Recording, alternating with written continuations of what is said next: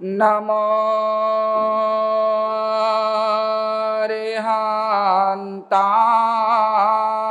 अरिहन्ताणां नमो सिद्धाणां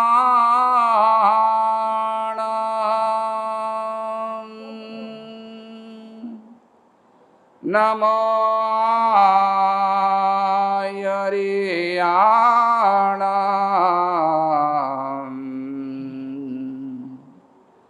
नमो वज्रायाणां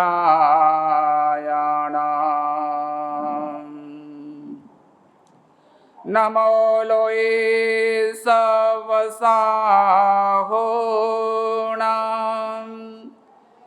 एषो पञ्चनमोकार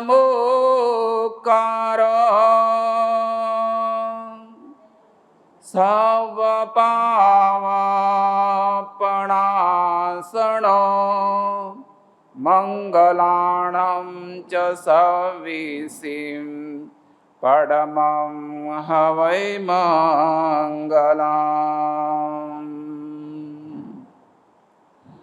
अरहन्तो भगवन्त इन्द्रमहिता सिद्धाश्च सिद्धिस्थिता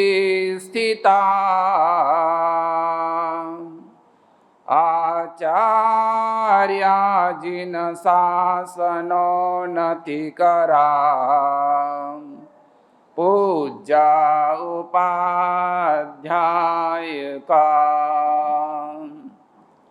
श्री सिद्धांत सुपाठका मुनिवरा रत्नत्रयाराधका पंचेति परमेष्ठिना प्रतिदिनं कुर्वन्तु वो मङ्गलम् नमो दुर्वाररागादिं वैरिवारनिवारिणे अर्हते योगिनाथाय महावीराय तायिने ओंकारबिन्दुसंयुक्तं नित्यं ध्यायन्ति योगिनां कामदां मोक्षदां चैव ओंकाराय नमो नमः अज्ञानातिमिरन्धानां ज्ञानं जनिशलाकयां नेत्रमं मीलितं येन तस्मै श्रीगुरवे नमः आत्मारामं गुणागारं वल्लभं लोकवल्लभं समुद्रमोददातारम् इंद्रदीनं नमाम्यहम् नित्यानंदं नमाम्यहम्। विराजो। कल गुरुदेव के मुखारबिंद से हमारे यहाँ पर 4 चीज़ों का अति महत्व है। तीर्थों में शत्रुंजय, मंत्रों में नवकार, पर्वों में पर्यूषण और ग्रंथों में कल्पसूत्र। एक चीज़ का और महत्व है। मिठाई में कलाकंद का, फूलों में मकरंद का, विदेशों में विवेकानंद का और आचार्य वृंदों में नित्यानंद जी का बड़ा ही महत्व है। कल पर्यूषण का पहला दिन गुरुदेव के मुखारबिंद से इन पर पर्यूषण के अंदर 8 दिन के अंदर करने योग्य 5 कर्तव्यों का वर्णन हमने सुना। मैं भी रिपीट कर देता हूँ एक बार, लास्ट में फिर सभी से पूछा जाएगा। पहला हमारी परिवर्तन यानी अहिंसा, दूसरा साधर्म के वात्सल्य, तीसरा पारस्परिक समापना, चौथा अट्ठम तप और पांचवा चैत्य परिपाटी। ये 5 कर्तव्य इन 8 दिन के अंदर हम सभी ने करने हैं। कल आप सभी ने गुरुदेव के मुखारबिंद से इसका वर्णन सुना। उसमें सबसे पहला अहिंसा, यानी हम इन 8 दिन के अंदर कम से कम जीवों की हिंसा करेंगे, क्योंकि हमारा संसारिक जीवन है, हिंसा होती ही रहती है, किंतु फिर भी कम से कम हम हिंसा करेंगे, हाँ या ना? कम से कम हाँ या ना तो कर दीजिए। कम से कम हिंसा करेंगे।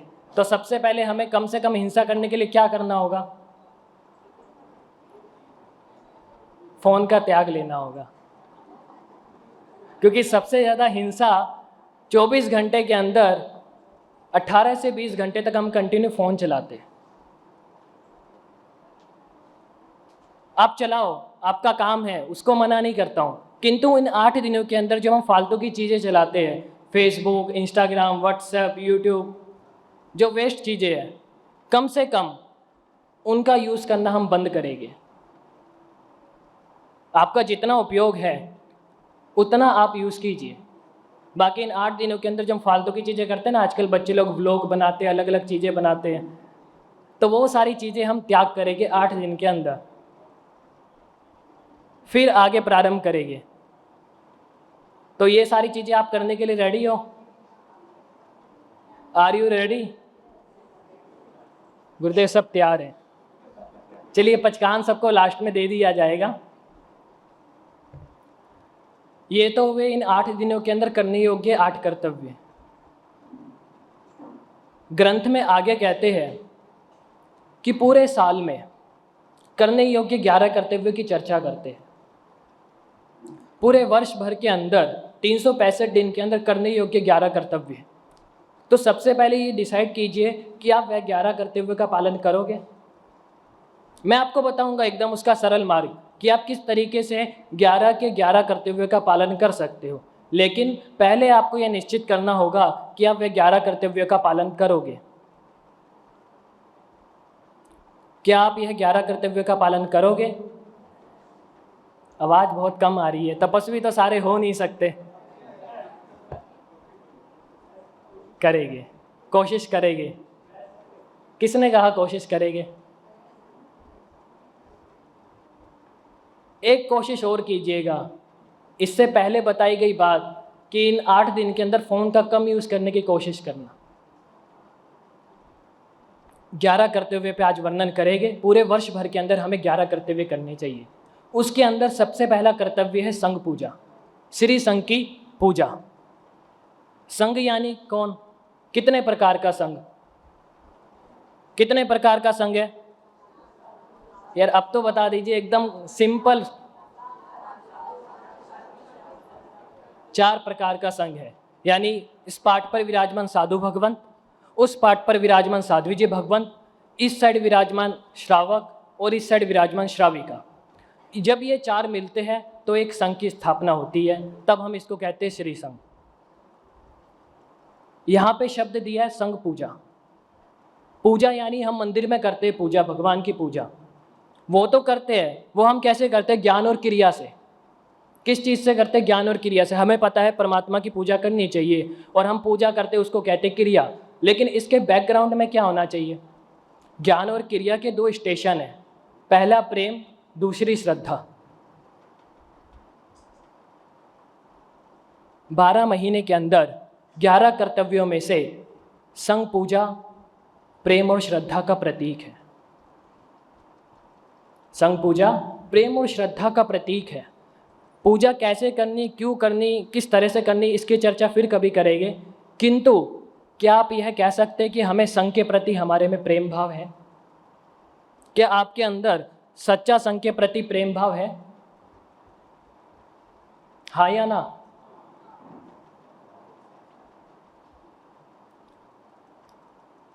एक संघ की बात है, वहाँ पे भी प्रतिवर्ष प्रवचन होता है। उस प्रवचन में जितने भाग्यशाली अंदर आ जाते हैं, प्रवचन शुरू होने के बाद बाहर उन सबके जूते चप्पल साफ कर दिए जाते हैं, एकदम नीट एंड क्लीन। जब वे बाहर निकलते तो सब देखते हमारे जूते चप्पल एकदम साफ है, किसी को कुछ पता नहीं। धीरे धीरे बात गुरु भगवंत को भी पता चली। गुरु भगवंत ने भी पता करने की कोशिश की। 1 महीना निकल गया। एक दिन वो जो 5-6 कार्यकर्ता करते थे उनमें से एक हाथ लग गया। गुरु तो गुरु होता है, पकड़ लिया, उसको पूछा, और वह हमारे संघ का श्रावक था। वह जितने भी जूते चप्पल साफ करते थे वह हमारे संघ के श्रावक थे। और जब उस श्रावक की बात सुनी तो गुरु भगवंत भी हैरान थे। उसने कहा, गुरुदेव, ये जो श्री संघ है इसकी चरणों की पूजा का लाभ हमें करने को नहीं मिलता, लेकिन ये जूते चप्पल साफ करके उनके चरणों की मिट्टी मेरे मस्तक पे लग जाती है, यही हमारी संघ पूजा है। हमें अपने भी जूते चप्पल साफ करने में शर्म आती है कि कोई देख तो नहीं रहा, कमरा बंद करके साफ करते हैं। लेकिन इसी पंजाब में आप गुरुद्वारे में जाकर के देख लेना कि बड़े से बड़ा मिनिस्टर भी आपको जूते चप्पल साफ करता हुआ मिलेगा। उसका कारण क्या? कोई ना कोई ऐसी आत्मा जो आगे चल के, इतने सारे जने आते हैं प्रवचन में, कोई तो एक ऐसी आत्मा होगी जो भविष्य में आगे चल के गुरु भगवंत बनेगी, या कोई ना कोई आत्मा गणधर बनेगी, या कोई ना कोई आत्मा तीर्थंकर बनेगी। कोई तो ऐसी आत्मा होगी। इसी कारण वह जूते चप्पल साफ किया करते थे बिना शर्म के, कोई किसी प्रकार के शर्म नहीं। हम ये 2-5 रुपए की संघ पूजा करके महान बनते हैं कि हम ही संघ पूजा करते, हमसे बड़ा कोई है ही नहीं संघ पूजा करने वाला। पुण्य श्रावक को देखो, उसके जीवन को देखे। प्रभु महावीर के समय में पुण्य नाम का श्रावक था। वह रुई कि पुण्यों का काम किया करता था। थोड़ा ही कमाता था क्योंकि वो उसमें संतुष्ट था। काम पूरा दिन भी कर सकता था और भी व्यापार कर सकता था, किंतु उसको कोई कमाने की लालसा नहीं थी। वह उतने में संतुष्ट था क्योंकि वह साथ साथ धर्म भी करना चाहता था।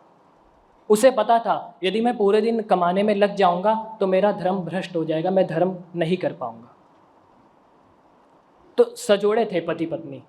एक दिन एक जना उपवास करता तो दूसरा जन खाना खाता, एक दिन दूसरा जन खाना खाता तो पहले वाला उपवास किया करता। इस तरह से उनके करने का एक ही कारण था कि जिस दिन जो व्यक्ति उपवास रखता उसके निमित्त जो खाना, उसके निमित्त जो पैसे निकलते थे, उससे वह संघ पूजा, साधर्मिक भक्ति और गुरु भगवंत को गोचरी बनाते थे। हम क्या करते हैं? हम उसके जितने तो नहीं है। हम सब समर्थ है। क्या किसी भी एक गरीब व्यक्ति को हम खाना खिलाते हैं? क्या हम उसको देख भी ले तो भी हम उसको खाना खिलाएंगे? क्यों नहीं खिलाएंगे? उसका कारण क्या? क्योंकि अभी भी हमें संघ के प्रति प्रेम भाव नहीं है। जब प्रेम भाव उत्पन्न होगा तभी श्रद्धा भाव आएगा।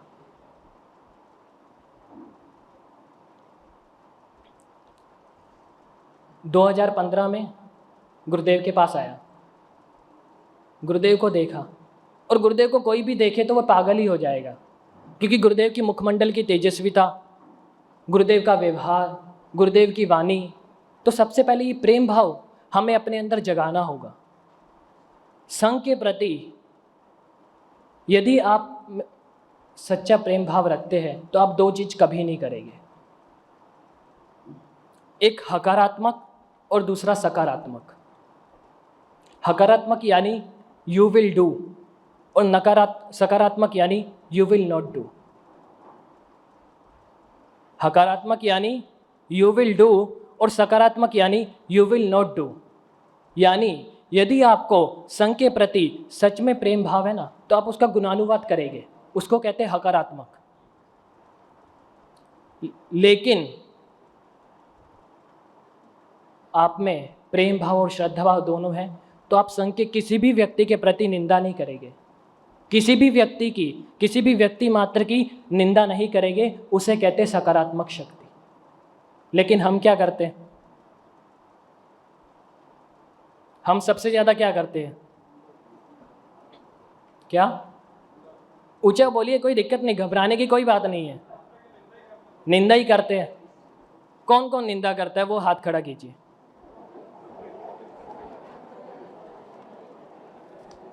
घबराइए मत, इसमें कोई शर्म की बात नहीं है।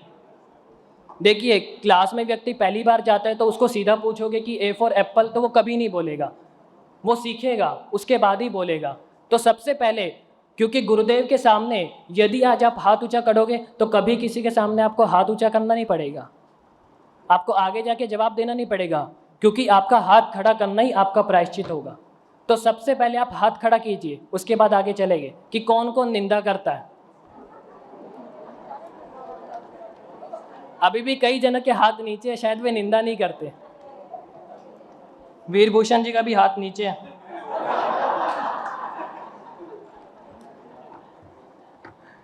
चलिए, इसमें कोई बुरी बात नहीं है। यदि आप गुरुदेव के आगे अपना हाथ खड़ा करते तो आपके पापों का प्रायश्चित हो जाता है, क्योंकि भगवान के बाद एकमात्र गुरु ही है। शास्त्रों में भी कहा गया है तिथि और समोसुरी, यानी जब तीर्थंकर परमात्मा नहीं होते, उनके अभाव में जो आचार्य है वही तुम्हारे भगवान है। इसलिए कोई इसमें शर्म की बात नहीं है।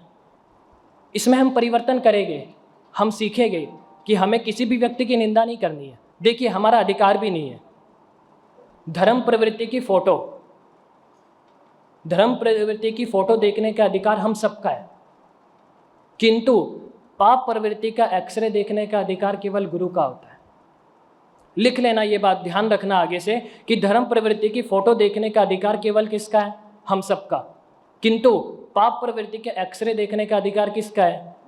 गुरुदेव का। तो आज आपने सबसे बढ़िया काम क्या किया? आपने एक्सेप्ट किया है कि गुरुदेव, हमसे जानते हुए अजानते हुए एक दूसरे व्यक्ति की निंदा हो जाती है, लेकिन हम कोशिश करेंगे कि हम ये कार्य, आवाज़ तो कुछ तो बोलो, करेंगे या नहीं करेंगे? चलिए, वेरी गुड। देखिए, इन 11 कर्तव्यों के अंदर परमात्मा भक्ति के भी कर्तव्य बताए गए हैं, लेकिन उनको तीसरे, चौथे, पांचवें, छठे नंबर पे रखा गया।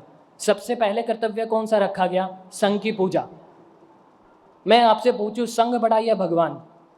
चलिए, मैं इसको बता देता हूं, संघ बड़ा या भगवान? जिस संघ को परमात्मा ने स्थापित किया, या जिस संघ को परमात्मा ने जन्म दिया, और जिस संघ को सर्वप्रथम परमात्मा नमस्कार करते हैं, वह श्री संघ ही बड़ा है। स्त्री बड़ी या गर्भ बड़ा? यदि आप जमीन में बीज बोते हो, टॉप फसल निकलती, तो हम क्या कहते हैं? ये टॉप फसल निकली। किंतु वह फसल टॉप नहीं है, वह जमीन टॉप है जिसने उसको जन्म दिया है। भले ही तीर्थंकर परमात्मा कितने भी महान हो, किंतु महान वह श्री संघ है जिसने तीर्थंकर परमात्मा को जन्म दिया है। इस कारण संघ महान है। और ऐसी संघ की हम अवहेलना करते, हम कहते ट्रस्टी ऐसा करते वैसा करते, तुम ही राइट हो। हम करते कि निंदा की नहीं करते? क्या आप सभी राइट है? या तो एक बार हाँ कह दीजिए, तो बाकी सबको रोंग कर दिया जाएगा।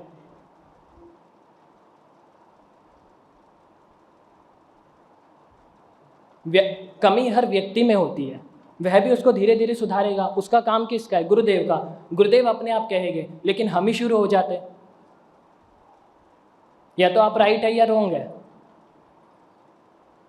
डिसाइड कीजिए, आप राइट है कि रोंग है?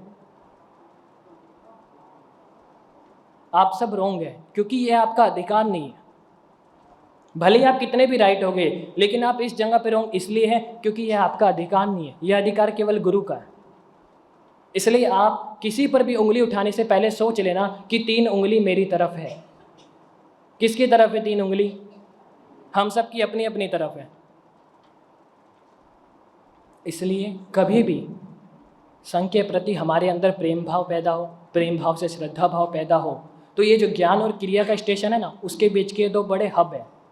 जब ये चीज़ हमारे जीवन में आ जाएगी ना, तो हमें संघ के प्रति ऑटोमेटिकली वैसा भाव उत्पन्न हो जाएगा।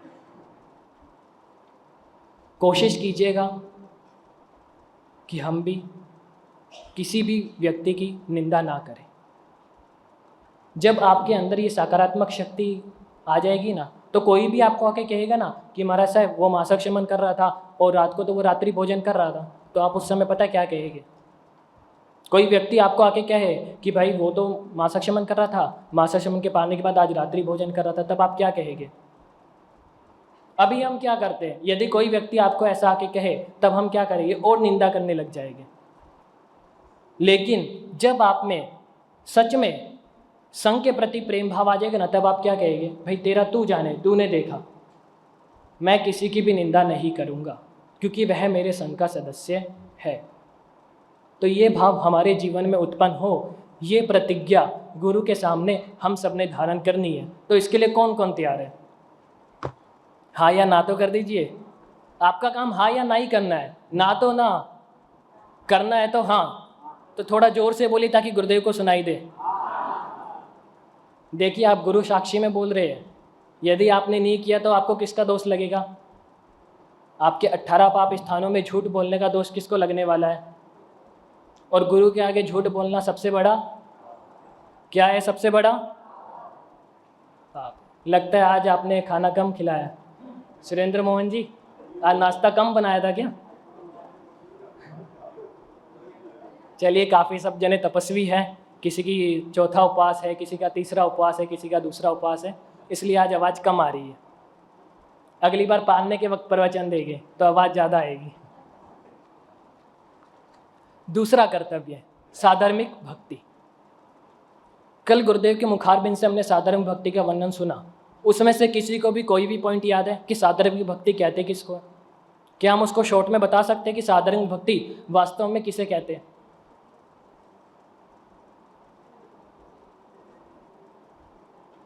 कौन बता सकता है? 2 संक्रांति छोड़ के पिछली तीसरी संक्रांति को मैंने भी साधर्मिक भक्ति पर गुरुदेव की आज्ञा से बोला था। उस वक्त भी कई जनों ने नियम लिए थे कि हम साधर्मिक की भक्ति करेंगे। काफ़ी जन उसमें से नहीं है, कुछ जन हैं। तो उन्होंने कितनी साधर्मिक भक्ति करी कि केवल हाथ खड़े करके चले गए थे? कई जनों ने की भी है, कई जनों ने नहीं भी की है। लेकिन कल गुरुदेव के मुखारबिंद से हमने साधर्मिक भक्ति का प्रवचन सुना, तो उसको शॉर्ट रूप में कौन बता सकता है कि इसको साधर्मिक भक्ति कहते हैं? केवल इसको भी साधर्मिक भक्ति कहते हैं कि किसी को भी अन्न देना, किसी को भी खाना देना, कपड़े देना। किंतु वास्तव में यदि आप साधर्मिक भक्ति करना चाहते हो तो उस साधर्मिक को उसके पैर पे खड़े करना, उस साधर्मिक को उसके खुद के पैरों पर खड़े करना, वही सच्ची साधर्मिक भक्ति है। क्योंकि ये चीज़ तो आप किसी को भी दे देते हो, गरीब को भी देते हो, नौकर को भी देते हो, और देते क्या हो? पुराने कपड़े, और कहते हो कि हम कपड़े दान करके आए। गाय के कपड़े दान करके आए, अपने पुराने फटे पुराने कपड़े उसको दे आए सिलवा करके, और बोलते हम दान कर आए, बहुत महान बनते। हमारे जैसा दान देने वाला कोई पैदा ही नहीं हुआ। अगर देना ही चाहते हो आप तो उसको नए कपड़े दे के आओ। क्यों नहीं दे के आते? नए कपड़े खरीद के लाते हैं, पुराने कपड़े गरीब को बांट देते, हमने दान दे दिया। यह गलत है। किसी भी साधर्मिक को उसके पैर पे खड़े करना, यही सबसे बड़ी साधर्मिक की भक्ति है। कलिकाल सर्वज्ञ हेमचंद्र सुरेश्वर जी महाराज साहिब, महाराजा कुमारपाल के गुरु, जो 18 देशों का राजा था, 18 देशों का अधिपति था। पहली बार उसके नगर पाटन शहर में गुरुदेव का मंगल में प्रवेश था। एक दिन पहले शाम को गुरुदेव के 2 शिष्य गोचरी लेने के लिए गए। गांव में गोचरी जाते जाते एक बुजुर्ग महिला के घर में भी गए, धर्म लाभ दिया। माता ने कहा पधारिए साहिब जी। गुरुदेव अंदर गए। उसकी स्थिति नहीं थी। वो डब्बे खोल के देखने लगी, उसको एक चावल का दाना भी नहीं मिला। गुरुदेव समझ गए, कोई बात नहीं, जाने लग गए। लेकिन उसने रोक लिया। उसकी आंखों में आंसू, और वो खादी की चादर बना रही थी, वह वो ले आई बनाने के लिए। गुरुदेव ये तो आपको लेनी ही पड़ेगी। उसकी भावना ना टूटे, इस वजह से उन 2 मुनि ने वह चादर स्वीकार करी। और साधु भगवंत का आचार है, हम कहीं भी गोचरी लेने जाते हैं तो आकर के सबसे पहले गुरुदेव को बताते हैं। तो उन्होंने भी आए, गुरुदेव हेमचंद्र सुरेश्वर जी महाराज साहब को बताया और उस चादर की कथा भी सुनाई। गुरुदेव ने कहा कोई बात नहीं, आपने अच्छा किया, यह चादर मैं कल सुबह पहनूंगा, रख लेना। कल सुबह पाटन नगर में प्रवेश था, जिस पाटन नगर में 1800 करोड़पति लोग रहते थे, लखपति की गिनती नहीं, और पूरा शहर जिसका अधिपति के गुरु आने वाले हो, दुल्हन के जैसा सजा रखा था। सुबह गुरुदेव वह मैली खादी की मोटी चादर पहन के आ गए। सामने कुमारपाल महाराजा सभी अधिपतियों के साथ प्रवेश के लिए आ रहे थे, वास्ते गास्ते। और गुरुदेव की तरफ देख करके उसकी आंखें शर्म से झुक गई, पर वह कुछ बोल ना सका। बड़े ठाठ बाट से प्रवेश करवाया। प्रवेश के बाद बड़े ही सुंदर रूप से प्रवचन हुआ। प्रवचन के बाद सब गुरुदेव से वासक्षेप लेके दर्शन करके जाने लगे। सब चले गए, लेकिन कौन रह गया? महाराजा कुमारपाल। वह वहीं बैठा रह गया। उसकी आंख में से आंसू थे। उसने गुरुदेव के चरणों को प्रक्षालन कर दिया। गुरुदेव तो समझ ही चुके थे। वह कहता, गुरुदेव ने पूछा, क्या हुआ कुमारपाल? कुमारपाल कहता, गुरुदेव आपके शरीर पर ये काली मोटी मैली चादर देख के मुझे शर्म आती है। उस समय हेमचंद्र सूर्य जी महाराज कहते हैं, तुझे काहे की शर्म? तू तो निशर्म हो चुका है। क्या तुझे सच में शर्म आती है? ये तो सिर्फ ढोंग कर रहा है शर्म आने का। नहीं गुरुदेव, और कोई भी मुख्य व्यक्ति होता है, अधिपति होता है, उसका अपना रुतबा होता है। वो नहीं चाहता कि उसकी बेइज्जती सारी जगह पर हो। उसके गुरुदेव को ऐसा देखेंगे तो बेइज्जती किसकी होने वाली है? राजा कुमारपाल की। सब कहेंगे भाई तेरे गुरु, तू ऐसा रहता है और तूने तेरे गुरु को एक चादर तक नहीं दे सका, तो तू काहेगा? गुरुदेव ने कहा, तुझे शर्म नहीं आती? यदि तुझे सच में शर्म आती तो तेरे ही इस पाटन नगर के अंदर इतने सारे साधर्मिक भाई हैं जिनके पास खाने को एक दाना चावल तक नहीं, जिन स्त्रियों के पास पहनने को कपड़े नहीं, तो तुझे काहे की शर्म? और उसी समय महाराजा कुमारपाल खड़े हो गए और उसने संकल्प लिया कि गुरुदेव, आज से मैं संकल्प करता हूँ कि प्रतिवर्ष 1 करोड़ स्वर्ण मुद्राओं का दान दूंगा। 1 करोड़ स्वर्ण मुद्राएं साधर्मिक भक्ति के लिए मैं अर्पित कर दूंगा। हम में से कोई 1 रुपया भी कर सकता? हम क्या कहते हैं महाराज जी को आके, महाराज जी आज धंधा नहीं चल रहा पे। सारे लोग की आगे की कहते गुरुदेव नू, महाराज जी हजे तो धंधा नहीं चलता पे, मंदी आ गई है मार्केट च, तुसी बस एहो जिहा वासक्षेप दे दो कि सादा ही धंधा चल पवे। यही आके कहते हैं ना सब गुरुदेव को।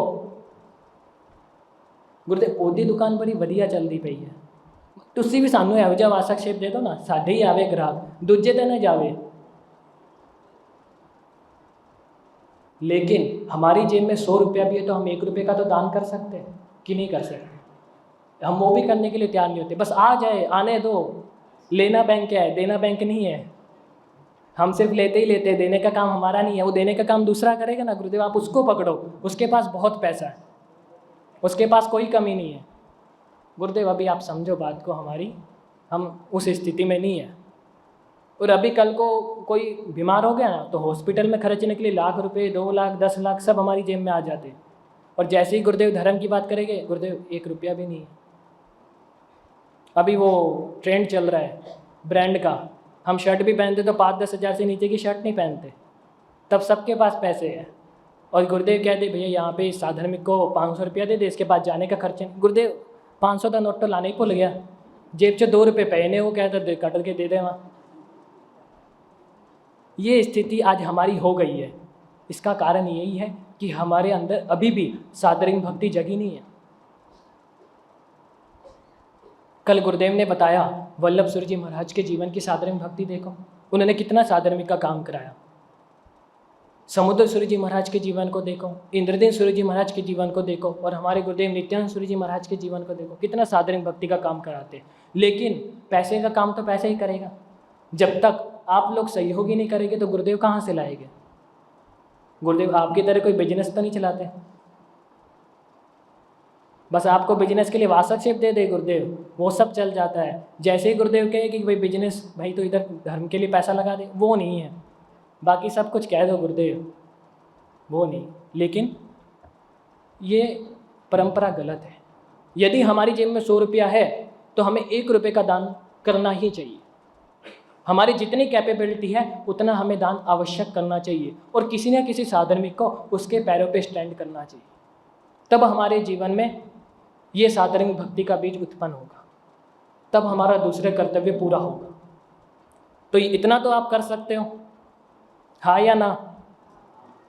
यार कम से कम हाँ या ना तो कर दीजिए, ताकि गुरुदेव को सुनाई दे।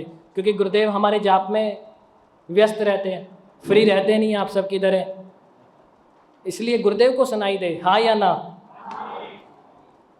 आवाज़ कम आई है, पीछे वाले बैठे सब सो रहे लगता है। कल भी सो रहे थे, आज भी सो रहे हैं, परसों भी सोए रहेंगे। पीछे वालों से भी पूछना चाहूँगा, हाँ या ना? चलिए तीसरे कर्तव्य पे चलते हैं। अब जो तीसरा, चौथा, पांचवा, छठा कर्तव्य वह है परमात्मा भक्ति का। तीसरे कर्तव्य में है 3 यात्राएं। कौन कौन सी 3 यात्राएं? पहली यात्रा है अट्ठाई यात्रा, यानी इन 8 दिनों के अंदर एक शोभा यात्रा निकाली जाती है, वरघोड़ा निकाला जाता है, एक वो यात्रा। पूरे साल में नगर में एक रथ यात्रा निकाली जाती है, वह यात्रा। और तीसरी यात्रा है तीर्थ यात्रा। तो इन 8 दिनों के अंदर जो यात्रा निकाली जाती है और वर्ष भर में जो एक रथ यात्रा निकाली जाती है, उसके अंदर हमें लाभ लेना, उसके अंदर हमें भी जुड़ना।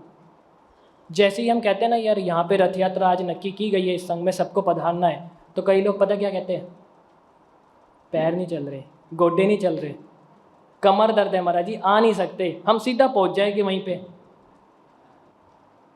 और आपके घर में शादी हो तब सबके पैरों में जान आ जाती है, कमर दुखनी बंद, गोडे दुखने बंद, तब नाचते गाजते बाजते हुए पैदल कितना किलोमीटर निकल जाते हैं। जहाँ घर से शुरू करते हैं, जहाँ तक जाना होता है वहाँ तक पैदल ही चल के जाते हैं। जाते कि नहीं जाते? ये आप लोग शादी में गए, आप लोगों को तो पता होगा, जाते कि नहीं जाते? राहुल जी जाते हैं। और जैसे ही परमात्मा की रथ यात्रा होगी तब क्या कहेंगे? कमर दर्द है, गोडे खराब है, अभी ऑपरेशन करा के आया हूँ, किसी के गोडे में कैप आ गया है, किसी को कुछ हो गया है, किसी को हार्ट की प्रॉब्लम है, किसी का बीपी लो हो गया अचानक से, एकदम से कहते ही लो हो गया। पहले आगे पीछे नहीं हुआ था, भले बाहर से जाके पानी के छींटे मार आएंगे, बोले गुरुदेव देखो पसीना पसीना हो गया, बीपी लो हो गया मेरा। तो ये सब कब होता है? जब हमारे मन में परमात्मा के प्रति प्रेम भाव नहीं होता। ये सब तभी होता है। हमारे प्रति, परिवार के प्रति प्रेम भाव है, अच्छी बात है, किंतु परिवार और परमात्मा की राशि एक ही है। उस परमात्मा के प्रति भी जब हमारा प्रेम भाव होगा ना, तभी हम उनकी रथ यात्रा में जुड़ पाएंगे। तीसरी है तीर्थ यात्रा।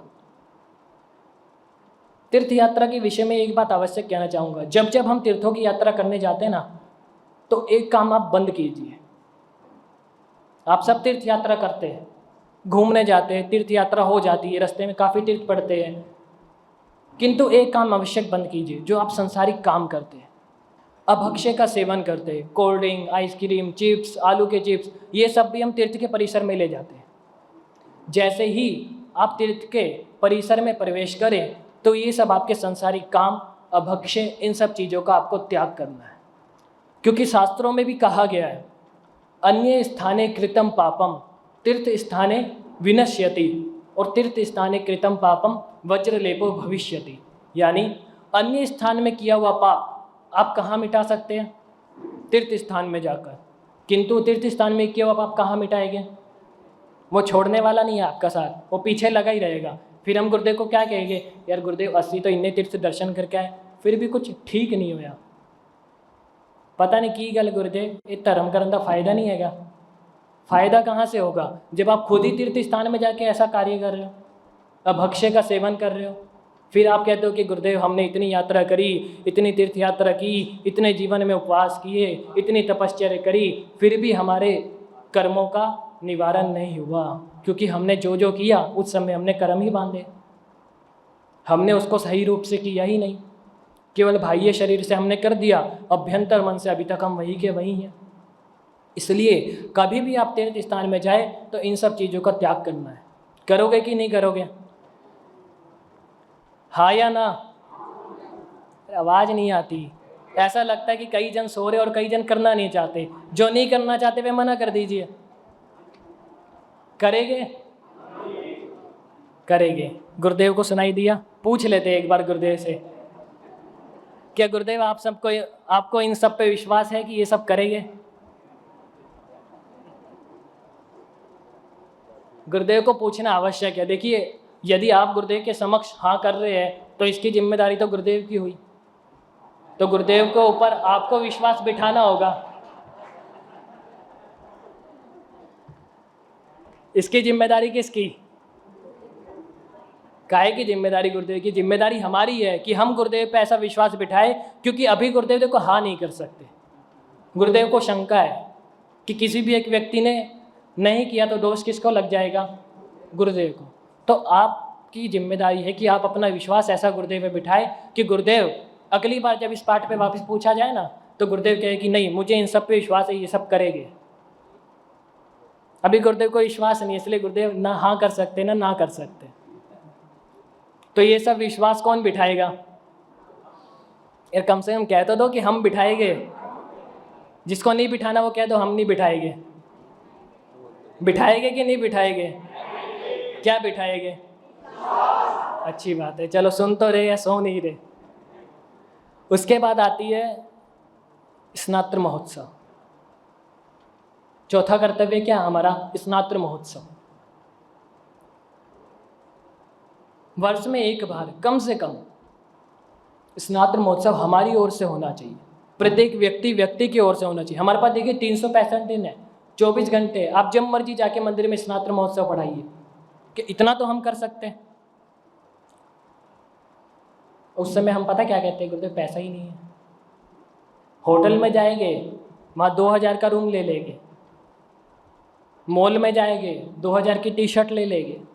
घूमने जाएंगे, फौरन चले जाएंगे। सारी जगह पे जाने के लिए हमारे पास पैसे आ जाते हैं, लेकिन स्नातक महोत्सव मंदिर में पढ़ाने के लिए हमारे पास पैसे खत्म। ऐसे जेब भी दिखा देंगे खोल के, भले नोट छुपा के रखा है लेकिन जेब दिखा दे, गुरुदेव खाली है। स्नातक महोत्सव पढ़ाने का एक बेनिफिट हो रहा है, जिसकी क्षमता नहीं है वह स्नातक महोत्सव में जुड़े, क्योंकि हमारे धर्म में करना, कराना और अनुमोदन करना, इन तीनों का सेम फल है। इसका मतलब ये नहीं कि जो कर सकता है वो सिर्फ अनुमोदना करके खुश हो जाए। जिसकी क्षमता है उसको लाभ लेना चाहिए। ये जिसकी क्षमता नहीं है उसके लिए अनुमोदना की बात है। अनुमोदना तो आप सबको करनी ही करनी है, किंतु इसका एक बेनिफिट हो रहा है। जब हम मंदिर में पढ़ाते हैं ना, तो मंदिर में कई चीज़ों की कमी भी होती है। कई बार हर किसी को पता नहीं चलता, लेकिन जितने व्यक्ति कराएंगे उनमें से किसी को तो पता चलेगा कि भाई इस मंदिर में कुछ ना कुछ कमी है। और यदि उस व्यक्ति की क्षमता है तो वह व्यक्ति उस कमी को पूरी कर दे, और क्षमता नहीं है तब वह ट्रस्टियों को जाकर के कहे कि भाई हमें इस चीज़ की कमी महसूस होती है। बड़े विनय पूर्वक, ये नहीं जाके भाई तुलसी मंदिर च ए नहीं रखा, ओ नहीं रखा, इदा नहीं कहना ठुक बजा के। प्रेम से कहना है कि भाई इस तरह की चीज़ें हमें मंदिर में महसूस होती है, ये कमी हमें महसूस होती है, आप कृपया इसे पूरी करा दीजिए। तब आपकी संघ भक्ति, तब आपका स्नातक महोत्सव मनाना सफल है। तो ये कार्य कौन कौन करेगा? जो करेगा वह हाथ खड़े कर दीजिए। स्नातक महोत्सव कौन कौन करेगा वह हाथ खड़ा कर दीजिए, क्योंकि जो जो हाथ खड़ा करेगा वीर भूषण जी जाने वक्त उन सबका नाम लिखेंगे। क्योंकि 365 दिन खाली है, मणि लक्ष्मी धाम का नया मंदिर भी खाली है, उसमें डेली स्नातक महोत्सव पढ़ाएंगे। ये जिम्मेदारी लेते हैं हमारे राहुल भैया, सुरेंद्र मोहन जी प्रधान जी, ये जिम्मेदारी वो लेने के लिए तैयार है, लेकिन पढ़ानी आप सबको आके आनी पड़ेगी। तो कौन कौन पढ़ाएगा वह हाथ खड़ा कर दीजिए। यार बहुत कम हाथ खड़े हैं, बाकी सब उसमें जुड़ेंगे कि नहीं जुड़ेंगे? उसके तो हाथ खड़े कर दीजिए कि कौन कौन उनमें जुड़ेगा।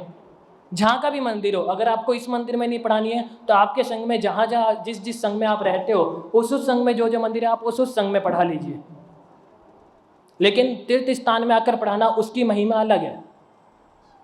फिर भी जिस संघ में आप रहते हो उस संघ में आप पढ़ाएंगे, हाँ या ना?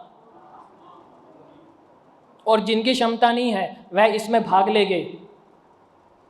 जिस किसी की क्षमता नहीं है वह इस कार्य में आवश्यक भाग लेंगे। से यस या नो? यस। गुरुदेव आपके मणि लक्ष्मी में 365 दिन बुक हो गए। अभी सारे जन स्नातक महोत्सव में पढ़ाएंगे, कई जन उसमें भाग लेंगे, कई जन उसकी अनुमोदना करेंगे, लेकिन अपना कर्तव्य निभाएंगे। हम सब अपना कर्तव्य निभाएंगे, मन वचन और काया से, तन से, मन से और धन से, तीनों चीज से 6 के 6 प्रकार से हम अपना कर्तव्य की पालना करेंगे। 5वां कर्तव्य है देव द्रव्य में वृद्धि। देखिए, आप बोली बोलते हैं, आसपास वाले बोलते हैं, देव द्रव्य में वृद्धि करते हैं, वो बड़ी अच्छी बात है, क्योंकि पैसे के बिना कोई भी संस्था, कोई भी संघ नहीं चलता। और देव द्रव्य जो वृद्धि करता है, उसमें जो भाग लेता है, उसकी वृद्धि में कभी कमी नहीं रहती। यदि वह सच्चे मन से, परमात्मा भक्ति से लाभ ले रहा है, तो बाकी दिखावे के लिए ले रहा है, समाज में मेरा नाम होगा, मेरी रेपुटेशन बढ़ेगी, मेरे को 4 लोग आके पूछेंगे, उस निमित्त से ले रहा है, तो उसको कोई बेनिफिट होने वाला नहीं है। लेकिन इसमें 3 काम करने योग्य है जो आपके लिए सबसे ज़्यादा जरूरी है। बोली उतनी बोलेगा जो आप हाथों हाथ चुका सको। आपकी कैपेबिलिटी इतनी होनी चाहिए कि मैं हाथों हाथ चुका दूँ। उसके भी कई कारण हैं। पहला कारण है, आपके भावों में वृद्धि कम हो सकती है। मान लीजिए कि आज आपने बोली का चढ़ावा ले लिया। कई संघ में तो होता है कि भाई हाथों हाथ देना होता है, कहीं में होता है महीने भर में, कहीं में 1 साल देते हैं। वो अपनी अपनी संघ की व्यवस्था है, उसको मना नहीं करता हूँ, किंतु हमारे खुद का कर्तव्य क्या है? वो तो संघ वाली व्यवस्था रखते हैं, चल इस व्यक्ति को लाभ मिले, एकदम से कोई नहीं दे सकता, इस व्यक्ति को लाभ मिले। लेकिन हमने क्या करना है?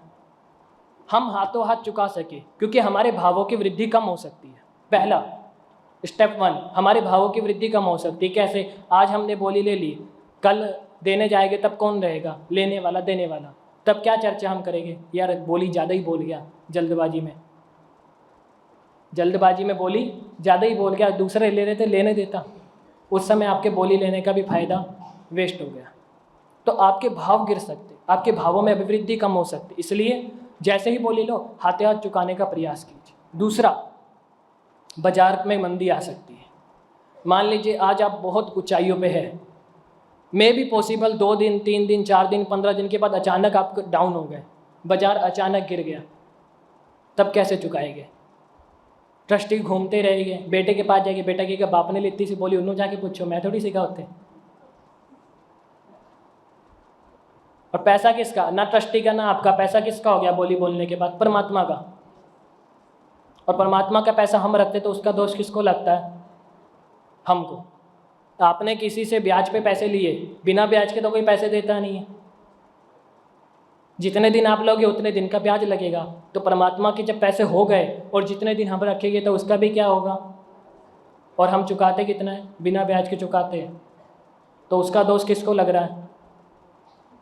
हमें खुद को लग रहा है। तो इसलिए दूसरा स्टेप है कि बाजार में मंदी आ सकती है, इसलिए हाथों हाथ पैसा चुका दो। और तीसरा स्टेप, मे भी पॉसिबल, आपने आज बोली ले ली, आप घर में एक ही सदस्य पैसे चुकाने वाले, आपने आज बोली ले ली, अचानक आपकी मृत्यु हो गई, तब पैसा कौन चुकाएगा? उसकी जिम्मेदारी कौन लेगा?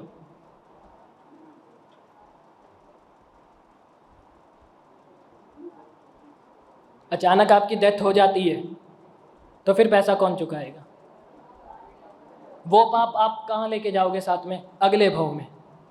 वो छोड़ने वाला थोड़ी है पाप आपको। ट्रस्टी तो छोड़ देंगे, कोई बात नहीं, अब उसके घर में चला गया, कोई देने वाला नहीं है, कोई बात नहीं, गया पैसा गया। लेकिन वो जो पैसा आप साथ में लेके चले गए, उसका जो पाप आप साथ में लेके चले गए, वो आपको अगले भव में भी छोड़ने वाला नहीं है। हमारी आधे से ज़्यादा लोगों की स्थिति पिछले जन्म में किए गए पाप कर्मों की वजह से ऐसी स्थिति। कहीं हमने पैसा खा गए, कहीं ठगी मार गए, कभी कुछ कर गए, कभी भगवान का ही पैसा खा गए, कभी पैसे चुकाए नहीं, इसलिए अगले भव में हमारी ऐसी स्थिति होती है। फिर हम दोष देते हैं, हम इतना धर्म कर रहे हैं लेकिन हमें फल नहीं मिल रहा। फल मिलेगा कैसे? क्योंकि हम अभी भी वैसे ही कार्य करें जो पिछले भव में करके आए। इसलिए खुद से ये विचार करें कि हम जितनी जल्दी हो सके पैसे चुका दें, तभी हम बोली ले, अन्यथा हम बोली नहीं ले। बाजू वाला लेता है, उसकी अनुमोदना का कार्य करें। छठा कर्तव्य, महापूजा, परमात्मा की अंगरचना, सिर से लेकर शिखा से लेकर पांव तक परमात्मा को सजाना, परमात्मा की अंग रचना करना। आपको अंग रचना करनी नहीं आती है तो किसी से करवाना, उसको सामग्री ला के दे दो, भाई तुझे अंग रचना करनी आती तू कर। सामग्री की जिम्मेदारी किसकी? मेरी। मैं तुझे सामग्री ला के देता हूँ, तू परमात्मा की अंग रचना कर। लेकिन हम में से किस किस ने परमात्मा की अंग रचना करी है?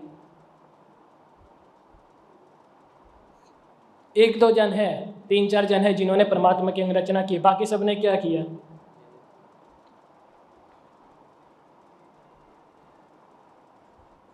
हमने अंग रचना क्यों नहीं करी? हम बाकी सारी चीज़ें भी तो सजाते हैं या किसी से सजवाते हैं। फंक्शन होता है तो डेकोरेशन वाले को बुला के सजवाते हैं, कोई ना कोई कार्य होता है, शादी होती है, इतना कुछ होता है, उसमें भी हम सजाते हैं। और किसी सहेली की शादी हो तो लेडीज़ लोग उसको भी जाके सजा देते हैं, लेकिन परमात्मा को सजाने का टाइम नहीं है। और कईयों को जब पति से पैसे लेने होते हैं तो उनको शर्ट वगैरह भी पहना देते हैं बड़े प्यार से, लेकिन परमात्मा को सजाने वक्त हमारे पास टाइम बिल्कुल भी नहीं है। वो टाइम क्यों नहीं है, ये मैं आप सबसे पूछना चाहता हूँ। आपके पास परमात्मा को सजाने के लिए, परमात्मा की अंगरचना करने के लिए, परमात्मा की भक्ति करने के लिए टाइम क्यों नहीं है? ये इस बात का आप आंसर दे दीजिए, फिर हम आगे चलेंगे। फिर हम 7वें कर्तव्य पे चलेंगे, वो भी परमात्मा भक्ति का कर्तव्य। कुछ तो आंसर दीजिए, हाँ या ना, या तो इतना कह दीजिए हमें नहीं पता क्यों टाइम है हमारे पास। सबसे पहले आ चुकी बात, टाइम क्यों नहीं है। किस में हमारा टाइम जाता है सबसे ज़्यादा? प्रेम तो है ही नहीं परमात्मा से, होता तो हमारे पास टाइम निकल आता। लेकिन जो ज्ञान और क्रिया है उसमें भी हमारे पास टाइम नहीं बचा। पूजा भी कैसे करते हैं मालूम है? फटाफट टिक्की लगा के भाग जाते हैं, हमारा नंबर कब आएगा। लाइन में खड़े रहना ही नहीं है, और लंबी लाइन हो तो पीछे से निकल जाते हैं, गायब चुपचाप। कोई देख तो नहीं रहा, इधर उधर देखेंगे, एक बार नज़र घुमाएंगे, बस किसी ने मुझे नहीं देखा, और चुपचाप गायब लाइन से। कपड़े चेंज करके आ गया, पूजा करके टिक्का लग गया, देखो माठे थे।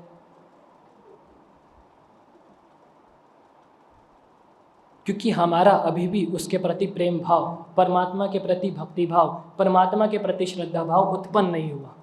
हमने अपने कर्तव्य को सच्ची निष्ठा के साथ नहीं निभाया। जब आप अपने कर्तव्य को ही सच्ची निष्ठा के साथ नहीं निभाओगे तो उसका फल आपको मिलने वाला नहीं है। तो अब से आप क्या करोगे? क्या करोगे? कर्तव्य निभाएंगे या नहीं निभाओगे? हाँ या ना? गुरुदेव आपके विश्वास में कमी हो जा रही है, लोग हाँ ही नहीं कर रहे। निभाना नहीं चाहते हो या निभाना नहीं है? दो ही ऑप्शन है हमारे पास, या तो हम निभाना नहीं चाहते या हम सोच कर क्या ये हमें कुछ निभाना ही नहीं है। कई जन इस सभा में नींद भी ले रहे हैं। देखिए, अगर हम आसपास बैठे हैं, किसी को नींद आ भी जाती है, देखिए सबकी अपनी अपनी उम्र है, अपनी अपनी स्थिति है, किसी को शारीरिक प्रॉब्लम भी है। यदि बाजू वाले को नींद आ भी जाती है तो बाजू वाले का कर्तव्य है कि उसको जगाए रखे।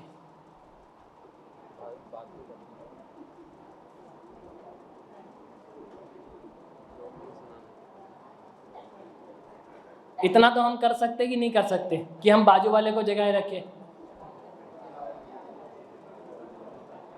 देखिए उसका फायदा क्या होगा। आप तो प्रवचन श्रवण कर ही रहे हैं, आप तो जिनवाणी का श्रवण कर ही रहे हैं, लेकिन आपके निमित्त से बाजू वाले व्यक्ति को भी, जब वो सो गया आपने उठाया, तो उसका फल किसको मिलने वाला है? आपको, क्योंकि जगाने का काम किसने किया है? आपने। तो इसलिए उसका भी फल आपको मिलेगा और खुद के सुनने का फल भी आपको मिलेगा। 7वां है धर्म जागरण। धर्म जागरण यानी क्या? ये तो एकदम सिंपल है, सबको पता है। धर्म जागरण यानी क्या?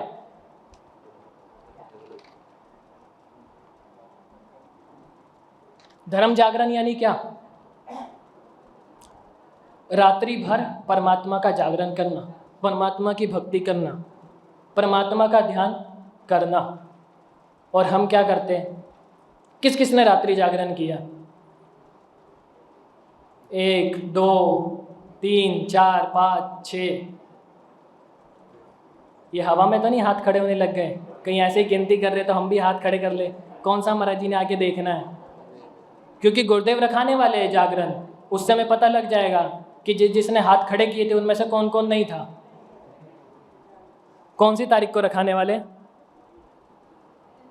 आने वाली तारीखों में एक जागरण रखाने वाले हैं, माता पद्मावती माता का। उस समय पता लग जाएगा कि कौन कौन उसमें उपस्थित नहीं है, तो समझ जाएंगे कि आपने अपने कर्तव्य को नहीं निभाना है। कसम खा के आए हैं हम, अपने कर्तव्य को नहीं निभाएंगे। कई जन बॉर्डर पे कसम खाते बेचारे सैनिक हमारे लिए कि हम अपने कर्तव्यों को निभाएंगे, लेकिन हम जिस धर्म में हैं, हम अपने कर्तव्य की कसम खा के आए कि हम इसको नहीं निभाएंगे। यह 7वां कर्तव्य है कि हमें एक रात्रि कम से कम साल में, जितनी ज़्यादा हो सके उतनी अच्छी बात है, किंतु कम से कम एक रात्रि हम सबको रात्रि जागरण करना ही चाहिए। हमारा 8वां कर्तव्य श्रुत पूजा, जिसके बिना कुछ भी नहीं चलता। यदि हमारे अंदर बुद्धि ही नहीं है तो हम कुछ कर ही नहीं सकते। सब चीज़ों का आधार है श्रुत यानी ज्ञान। और हम सबसे ज़्यादा आशाधना किसकी करते हैं? किसकी करते हैं सबसे ज़्यादा आशाधना? ज्ञान की। फिर हम क्या कहते हैं? महाराज जी उम्र को दोष देते हैं। महाराज जी 40 साल दे हो गया, उन गाथा नहीं याद होती। क्यों नहीं होती? उसका एक ही कारण है, क्योंकि हम सबसे ज़्यादा ज्ञान की आशाधना करते हैं। आज भी इसी सभा के अंदर गुरुदेव को अभी भी आप 50 गाथा याद करने के लिए दे दो ना, कोई भी ग्रंथ उठा के, गुरुदेव आपको 10 से 15 मिनट में करके सुना देंगे। ये भी समय मैंने ज़्यादा ले लिया, सुना देंगे इस उम्र में। कितने साल के हैं गुरु जी? 67। ये तो सबका पता, शुक्र है। इस उम्र में गुरु जी सुना सकते हैं, तो हम क्यों नहीं सुना सकते? हमारी तो उम्र गुरुदेव से ज़्यादा नहीं है, किसी किसी की है, लेकिन सबकी तो नहीं है, तो हम क्यों नहीं सुना सकते? क्या एक गाथा भी आप सुना सकते हो 10 मिनट के अंदर? सुना सकते हो तो मेरे पास बहुत सारे पेज है, सबको एक एक पेज बांट दिए जाएंगे। 5 मिनट समय लगेगा दे दिया जाएगा सबको। बताइए आप कर सकते हो? उसका कारण क्या?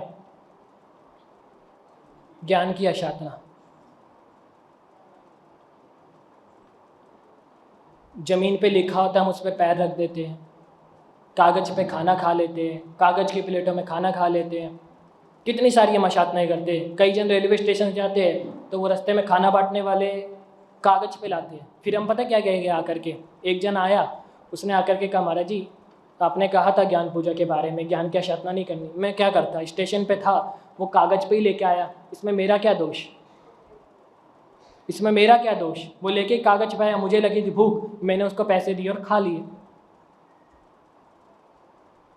अगर यदि कोई व्यक्ति उसको आके कहता कि भाई तू 1 घंटे के लिए रुक जा, मैं तुझे 5 करोड़ रुपया दूंगा, तो उसकी भूख कहाँ चली जाती? यदि आप में से ही कोई ले लो, उसकी बात तो छोड़ दो, आप में से ही कोई ले लो और आपको बहुत ज़ोर से भूख लगी और कोई व्यक्ति आके आपको ब्लैंक चेक दे के जाए कि मैं आपको 1 घंटे बाद 5 करोड़ रुपये इस पर लिख के दे दूंगा, आप 1 घंटे तक खाना मत खाइए, तो आप क्या करोगे?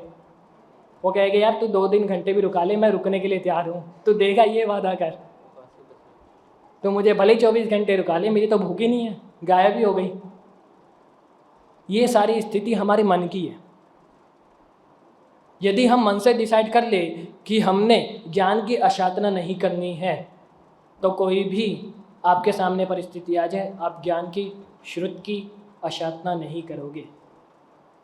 कैसी भी परिस्थिति में आप ज्ञान की आशाधना नहीं करोगे।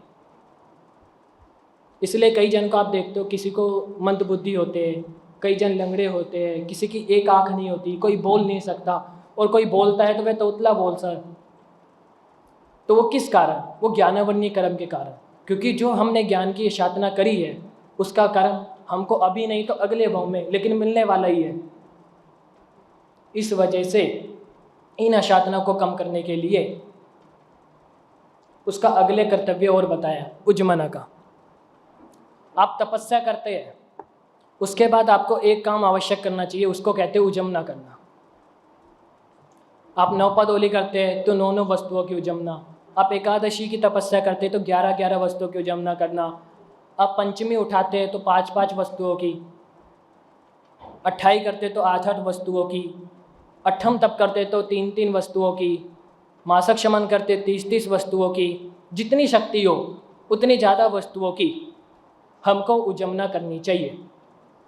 आपने ये तो सुना है कि एक तीर से 2 निशाने, कभी ये सुना एक तीर से 3 निशाना? देखिए, अगर यदि आप उज्जमना करते हो तो आप एक तीर से 3 निशाने लगा सकते हैं, तो आप सबसे बड़े धनुर्धारी हो गए। क्योंकि उजमना का मतलब है ज्ञान में, दर्शन में और चरित्र, इन तीनों ही खातों में खर्च करना, इन तीनों ही खातों में लाभ लेना।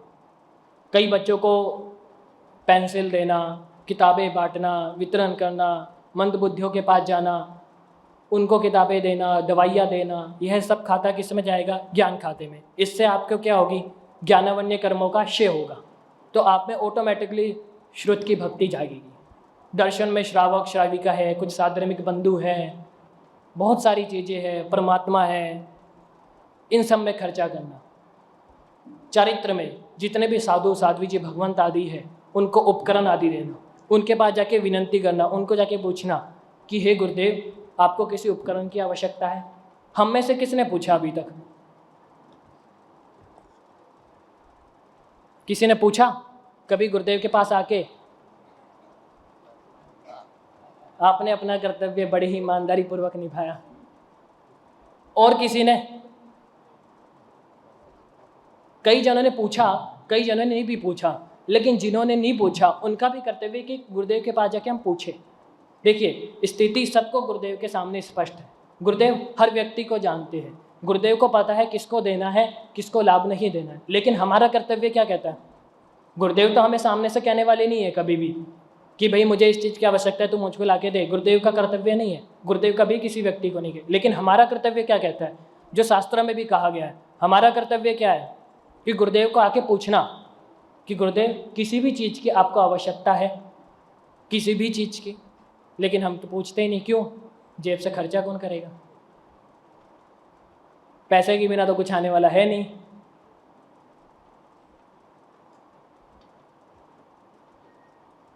इसलिए ये कर्तव्य का भी हमें पालन करना, उजमना करनी। इससे हम तीनों चीज में लाभ ले सकते हैं। तपस्या के साथ एक तीर से हम 3 निशाने एक साथ लगा सकते हैं। कौन कौन गुरुदेव को आके पूछेगा? कम से कम हाथ तो खड़े कर दीजिए। आप बोल नहीं सकते, तपस्या चल रही है, मान लिया, मैंने सोच लिया कि आप बोल नहीं सकते, कईयों की तपस्या है, लेकिन हाथ तो खड़े कर सकते। कौन कौन गुरुदेव को आके पूछेगा? पूछने की बात है, लाभ देना ना देना ये तो गुरुदेव के ऊपर है। कम से कम अपना कर्तव्य तो निभाएंगे। कई जनों के हाथ नीचे क्यों है? पीछे व्हाइट शर्ट, ब्लैक चश्मा, अभी भी हाथ नीचे। कोई बात नहीं, सिर्फ गुरुदेव को ही नहीं पूछना है। देखिए, जो मंडली में मुख्य है उसको पूछना कर्तव्य हमारा है। साध्वी जी भगवंत को कौन कौन आगे पूछेगा? गुरुदेव को तो हो गया, अब साध्वी जी भगवंत को कौन पूछेगा? वो भी तो हमारे संघ के सदस्य हैं। साधु साध्वी श्रावक श्राविका पहले ही कर्तव्य में बताया गया। अभी पूछ लो कई जन। वो तो अपने ऊपर है ना महाराज जी, इनका तो कर्तव्य इनको निभाने दो। कुछ भी दे देना ना, इनको बोल देना एक उपवास कर ले। जरूरी थोड़ी है चीज का ही लाभ देना है। इन 8 दिन के कर्तव्य में 8वां तब तो गुरुदेव ने बता ही दिया है, चौथे नंबर का कर्तव्य। आप बोल देना भाई तू एक ही उपवास कर ले, तेरी क्षमता है तो, नहीं तो 1 नवकार मंत्र की माला गिन ले। कुछ भी दे देना, लाभ ही तो देना है। चलिए, 10वां कर्तव्य तीर्थ की प्रभावना, यानी शासन प्रभावना। और हम सबसे ज्यादा क्या करते हैं? कौन कौन करता है शासन की प्रभावना?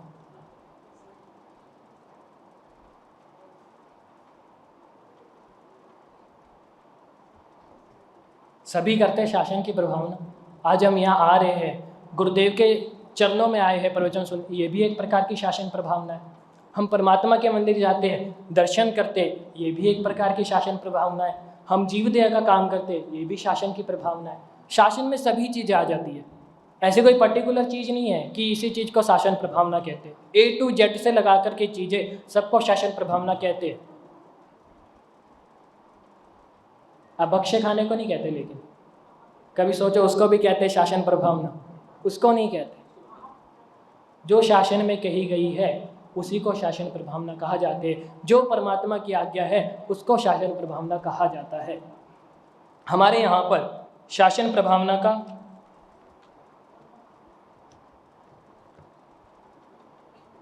जगत गुरु हीर सूरी जी महाराज, सभी ने नाम सुना है। वह सिरोही में पधारे। सिरोही में उनके बड़े भक्त थे। एक उनका बहुत बड़ा श्रावक भक्त था।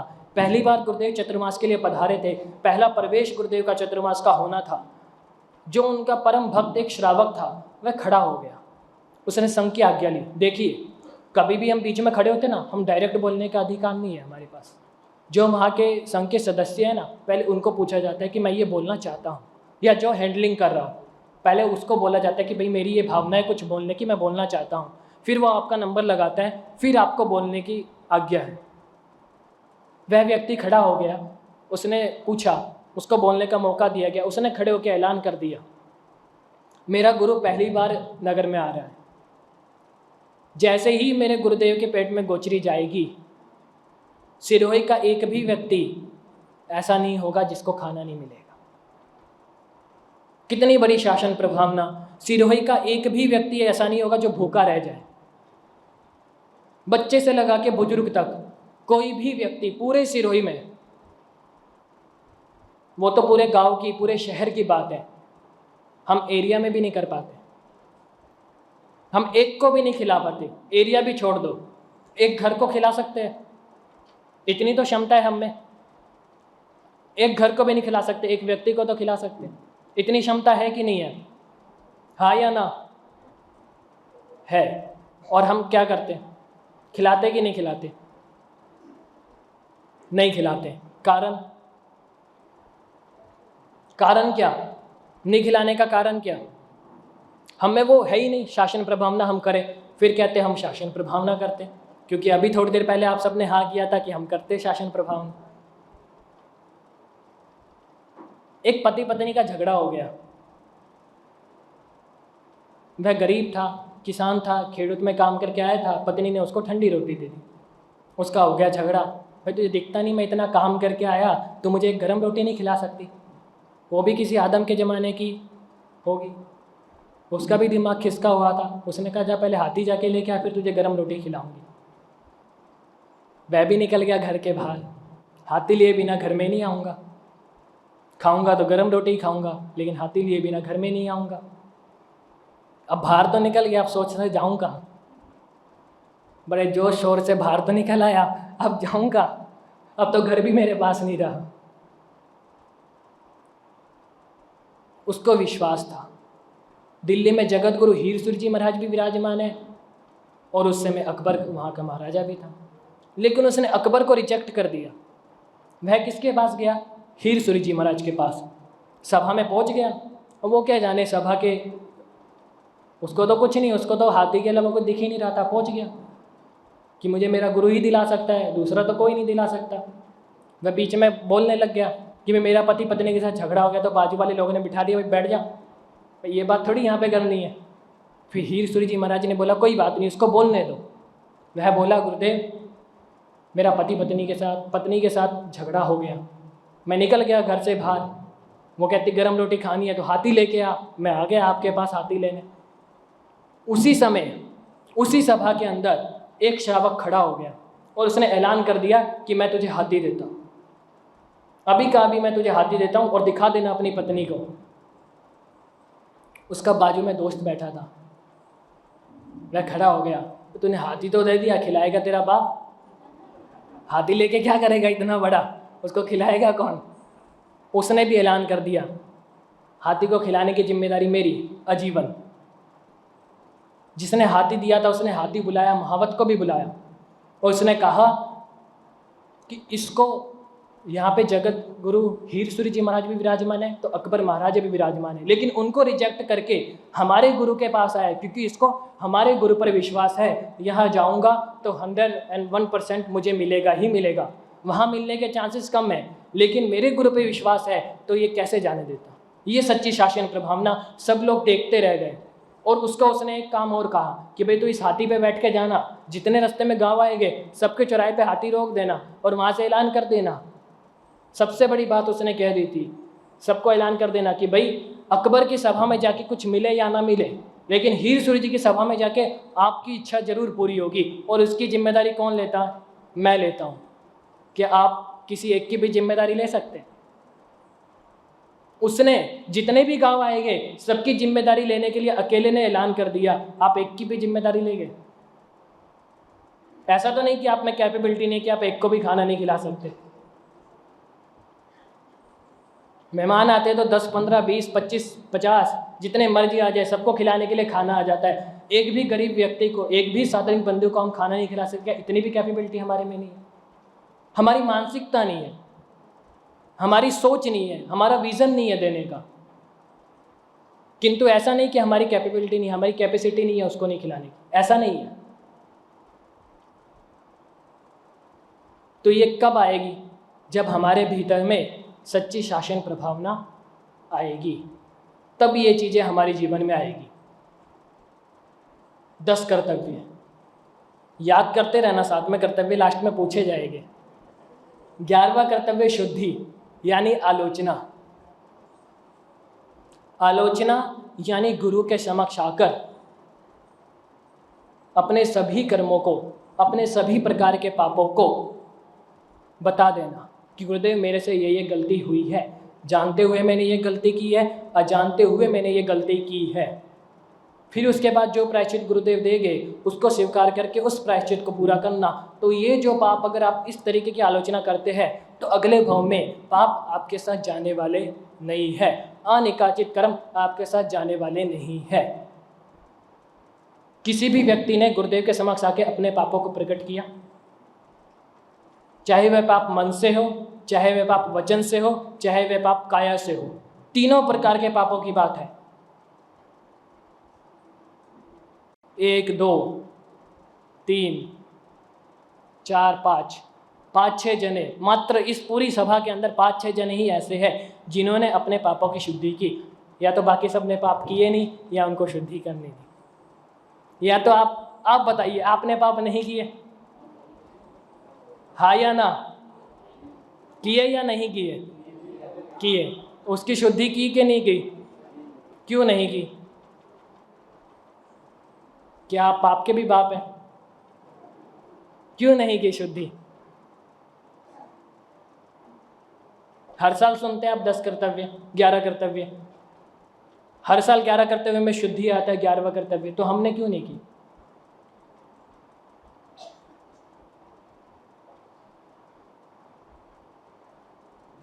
चलिए नहीं की, लेकिन अब से डिसाइड कीजिए कि हम गुरुदेव के समक्ष आलोचना करेंगे, हाँ या ना? आवाज कम आई है तो हाथ खड़े कर दीजिए, पता लग जाएगा।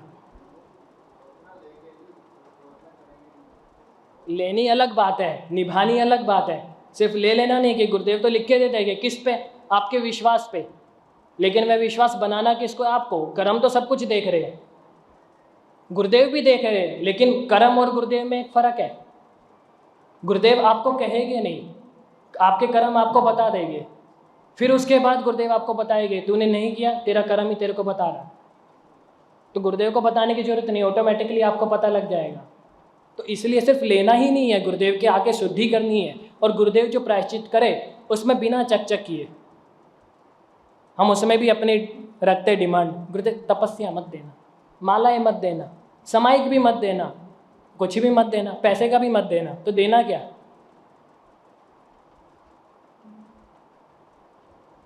तो देना क्या? बेचारे गुरुदेव पे फंस जाते, दूं क्या? न माला गिननी है, न सामायिक करनी है, प्रतिगमन भी नहीं करना है, पैसे में भी कुछ दान नहीं करना है, तो इसको प्रायश्चित क्या देना? फिर गुरुदेव भी कोई बात नहीं है, एक माला गिन लेना, तेरा प्रायश्चित हो गया। फिर गुरुदेव भी क्या करेंगे जब आपको करना ही नहीं है? इसलिए डिसाइड कीजिए कि हम अपने पापों की शुद्धि, हम अपने पापों की आलोचना, हम अपने पापों का प्रायश्चित गुरुदेव के समक्ष प्रकट करेंगे, और उसके बाद जो प्रायश्चित गुरुदेव हमें उसके बदले में देंगे उसको पूरा करेंगे। तब हमारे पापों की सच्ची शुद्धि होगी। देखिए,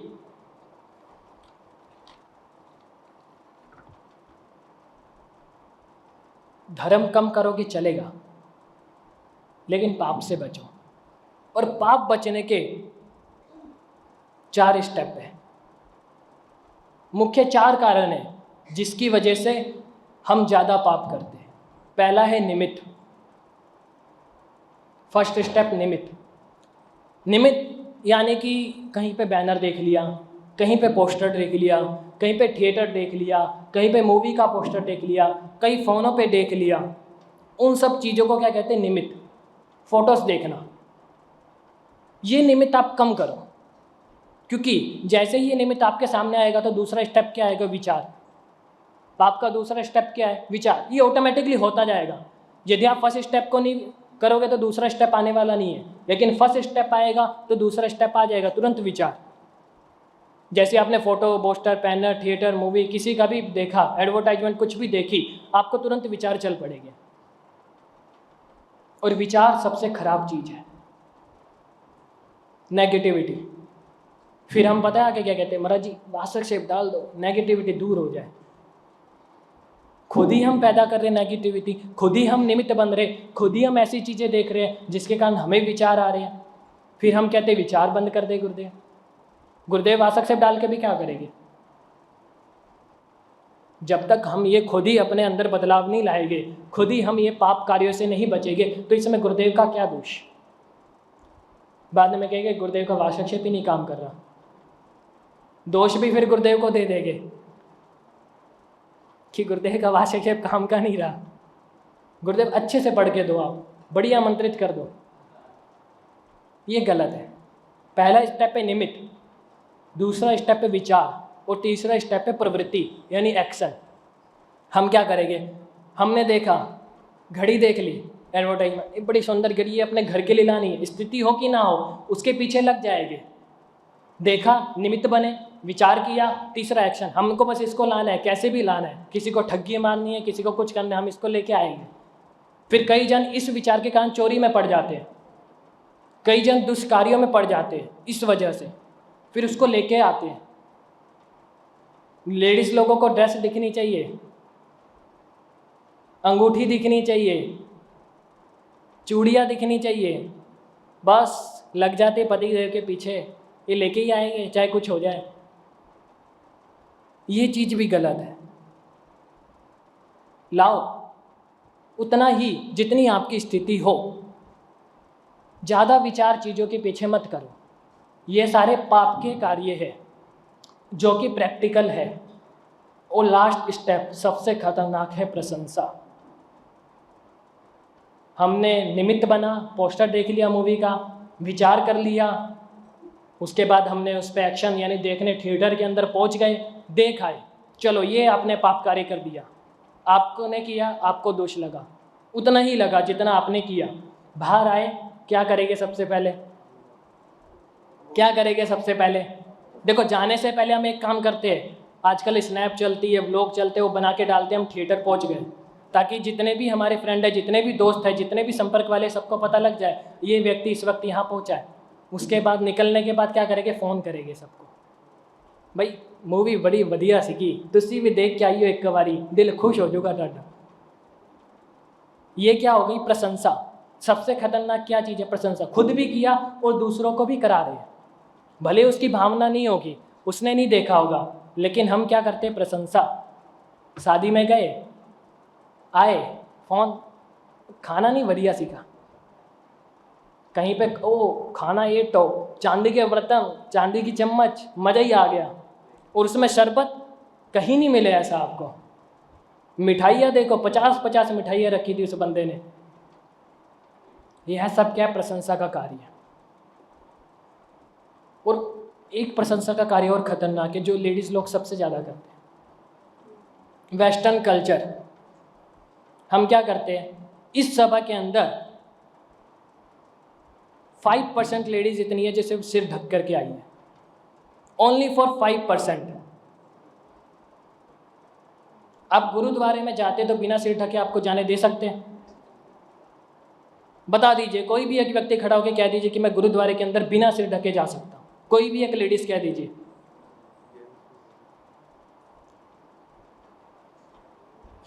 क्यों नहीं जा सकते? क्योंकि जब भी आप धर्म के क्षेत्र में आते हैं तो आपको पूरी मर्यादा के साथ आना चाहिए। और हम क्या करते हैं? बिना मर्यादा के, बिना सिर ढके गुरुदेव के समक्ष आते हैं, धर्म कार्य में जाते हैं, परमात्मा के मंदिर में जाते हैं। और आजकल तो वेस्टर्न कल्चर ही अपना लिया, पूरी वेस्टर्न ड्रेस के साथ जाते हैं। क्यों? हजारों लोग हमें देखेंगे, हजारों तरह के विचार करेंगे, हजारों तरह के नेगेटिव थॉट्स अपने दिमाग में लाएंगे। उस सब का दोष किसको लगता है? हमको खुद को। उनको जो लगता है, लेकिन उसका दोष किसको लगा? हमको, क्योंकि यह कार्य कौन करवा रहे हैं? हम स्वयं। तो सबसे पहले आप सबसे कहना चाहूँगा कि आप यह प्रतिज्ञा धारण करें कि आप जब भी धर्म स्थान में जाएंगे तो पूरी मान मर्यादा के साथ, अपने वस्त्रों की मर्यादा के साथ सिर ढक करके इस धर्म क्षेत्र में आएंगे। सबसे पहले इस चीज़ का पहचान गुरुदेव आपको कराएंगे। आप सब रेडी है कि नहीं है? Are you ready? गुरुदेव सबसे पहले आप पचकान करवाएं, उसके बाद आगे चलेंगे। वैसे भी 11 कर्तव्य पूरे होने को आए, पूरे ही हो गए, 11वां ही शुद्धि था, लेकिन ये नियम जरूरी है। इसका कारण ये है कि जब जब वो सिर ढकना भूल भी जाएंगे तो उनको याद आएगा कि हमने गुरुदेव से नियम लिया था। किससे नियम लिया था? गुरुदेव से।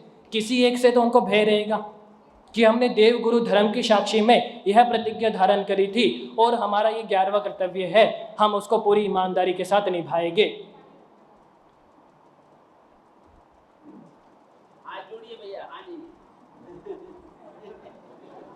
ईमानदारी से, अपने दिल से, मन से आपको हाथ जोड़ने हैं। जिसको नहीं जोड़ने वह नहीं जोड़ सकता, वह उसकी इच्छा है। उसकी सजा, उसका पाप अपने आप उसको देगा, तब वह अपने आप पछताएगा। फिर गुरु के पास आएगा तो गुरु को पता लग जाएगा कि भाई इसने ये कार्य नहीं किया था। तो आपको अपने दिल से, सच्चे मन से, मन वचन काया से यह प्रतिज्ञा धारण करनी है देव गुरु की साक्षी में, क्योंकि यहाँ पे देव भी विराजमान है, गुरु भी विराजमान है और धर्म में हम सभी विराजमान है ही है। वही कह रहा हूँ, अपनी पूरी मान मर्यादा के साथ सिर ढक करके, बिना वेस्टर्न कल्चर के, पूरे इंडियन कल्चर के साथ इस धर्म सभा में या किसी भी धर्म सभा में आप सभी को जाना है। चुन्नी लेके सिर ढक के साहब जी। हाँ जी।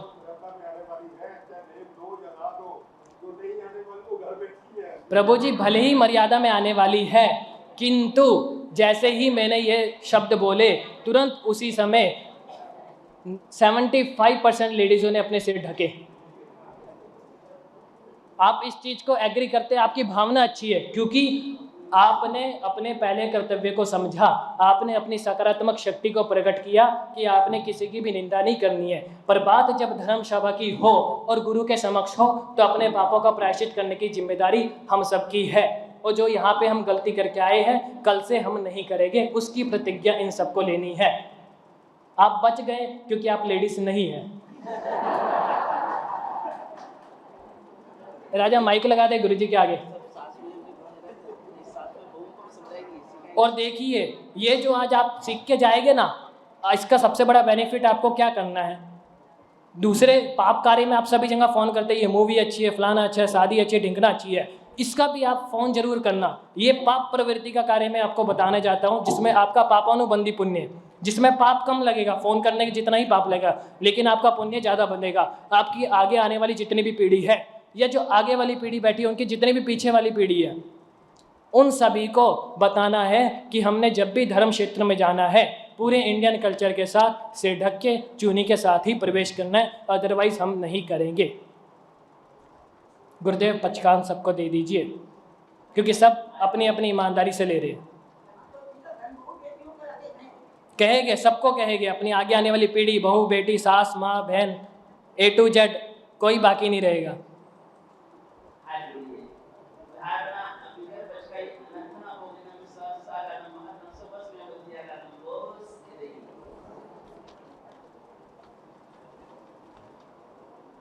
आज 11 कर्तव्य हमने सुने। अब मैं आप सभी से सबसे पहले पूछना चाहूँगा कि कल जो गुरुदेव ने 5 कर्तव्य बताए थे वह कौन कौन बताएगा। जिन्होंने बता दिया उनसे वापस नहीं पूछा जाएगा, जिन्होंने नहीं बताए हैं वह जने हाथ खड़े करें। क्योंकि कितनी बार सुन लिए हमने, कल गुरुदेव के मुख से सुने, आज 3 बार सुने, 4 से 5 बार तो हम सुन चुके हैं, फिर भी हमें यह कर्तव्य याद नहीं हुए। उसका कारण यही है क्योंकि हम ध्यानपूर्वक सुनते नहीं है। और सुनते हैं तो उसको समझने की कोशिश नहीं करते, और समझते हैं तो उसको जीवन में उतारने की कोशिश नहीं करते। जब तक आप यह तीनों चीज़ें नहीं करेंगे, आपका धर्म सभा में आना वेस्ट है। फिर भी आप धर्म सभा में आते हो तो उसका एक सबसे बड़ा बेनिफिट पता है क्या है? आप 2 घंटे के लिए आते हो ना, कम से कम आप 2 घंटे के लिए अपना संसारिक काम त्याग करके आए हो, वो सबसे बड़ा आपको पुण्य मिल रहा है। किंतु यहाँ आने के बाद एक कर्तव्य हो रहे, जो आप सुनो उसके ऊपर चिंतन करो, मनन करो, अपने जीवन में लाने की कोशिश करो, तब आपकी ये चीज़ें सुनी हुई जीवन को सफल बनाएगी और निश्चित आपके कर्मों का क्षय होगा ही होगा। ये मैं गारंटी लेने के लिए तैयार। इसकी गारंटी तो गुरुदेव भी ले लेंगे, लेकिन कब? जब आप ये सारी चीज़ें निभाएंगे। चलिए कल के 5 कर्तव्य छोड़ दीजिए, अभी जो 11 कर्तव्य आपने सुने उनको 11 के 11 कौन सुना सकता है लाइन वाइज? सिर्फ एक ही?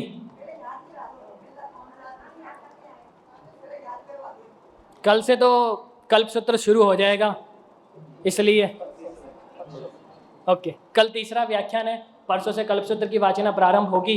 तो कल आपसे 11 सुने जाएंगे, पक्का याद करके आओगे। 11 और 5 कितने हुए? 16 कर्तव्य सुने जाएंगे। एक बार 11 कर्तव्य रिपीट कर देता हूँ। पहला, संघ की पूजा क्या करनी है? दूसरा, साधर्मिक भक्ति। तीसरा, 3 प्रकार की यात्राएं। कौन कौन सी यात्राएं? अठाई यात्रा, रथ यात्रा, तीर्थ यात्रा।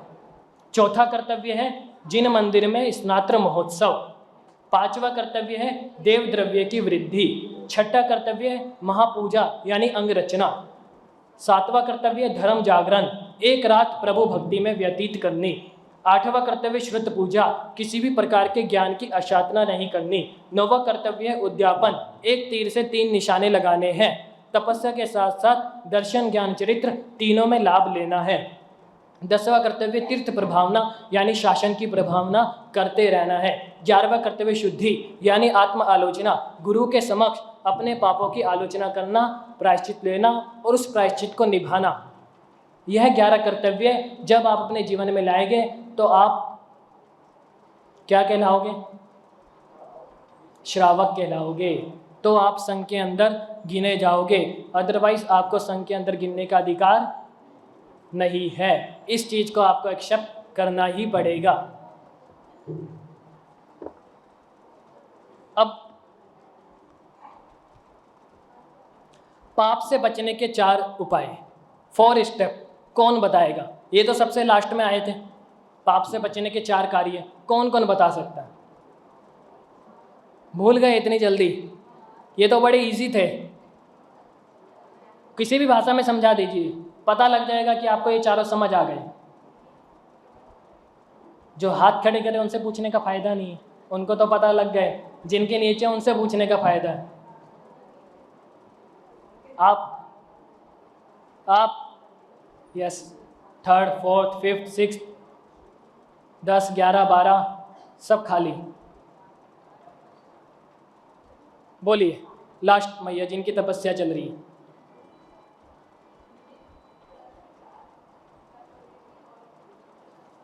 बिल्कुल सही। निमित्त, विचार, प्रवृत्ति और प्रशंसा, ये 4 कल फिर आपसे पूछे जाएंगे। आपको ये चारों को याद करके आना है। निमित्त नहीं बनना है, बन गए, विचार नहीं करना है, आ गया तो प्रवृत्ति एक्शन नहीं करने, और वो भी हो गया तो उसके बाद प्रशंसा बिल्कुल भी नहीं करनी है। इन चारों की भी प्रतिज्ञा आपको अपने भीतर से धारण करनी है, क्योंकि जब तक आप अपने मन से कुछ भी विचार, कुछ भी नहीं सोचोगे कि ये कार्य मुझे नहीं करना है, तब तक आप नहीं कर सकते। तो ये 11 कर्तव्य पूरे साल में आप निभाएंगे। जिन आज्ञा विरोध कुछ कहा गया हो, मिच्छामि दुक्कडम। मांगलिक। चत्तारि मंगलम अरिहंता मंगलम सिद्धा मंगलम साहु मंगलम केवली पन्नतो धम्मो मंगलम। चत्तारि लोगुत्तमा अरिहंता लोगुत्तमा सिद्धा लोगुत्तमा साहु लोगुत्तमा केवली पन्नतो धम्मो लोगुत्तमो। चत्तारि शरणं पवज्जामि अरिहन्ते शरणं पवज्जामि सिद्धे शरणं पवज्जामि साहु शरणं पवज्जामि केवलीपन्नत्तं धम्मं शरणं पवज्जामि उपसर्गः क्षयं यान्ति छिद्यन्ते विघ्नवल्लयः मनः प्रसन्नतामेति पूज्यमाने जिनेश्वरे सर्वमंगलमांगल्यं सर्वकल्याणकारणं प्रधानं सर्वधर्माणां जैनं जयति शास्त्रं।